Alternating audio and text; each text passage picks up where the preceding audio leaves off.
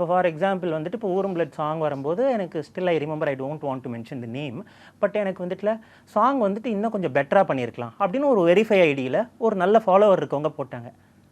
People சொல்கிறது வேற, but you have a particular number of followers and you call மாதிரி வர வெரிஃபைட்ல இருக்கிறது என்ன ப்ரொஃபஷன்?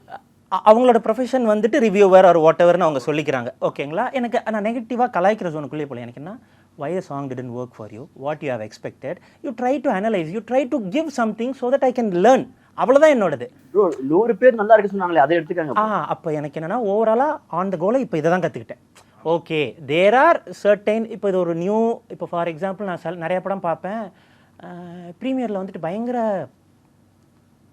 பாசிட்டிவ் ரிவ்யூஸாக இருக்கும், வந்தோடனே அது வராது. அப்போ இதெல்லாம் நான் எப்படி அதெல்லாம் புரிஞ்சுக்கிறதே எனக்கு தெரியல. அதெல்லாம் கடல்ல போட்டு தேடுற மாதிரி. அப்பதான் ஒன்னே ஒன்று புரிஞ்சுது, அல்டிமேட்டா எதுக்கு ஆடியன்ஸ் நம்ம சொல்றோம்னா அட்லீஸ்ட் அதுல வந்துட்டு ஒரு மெஷரபிள் நம்மளால பண்ண முடியும்.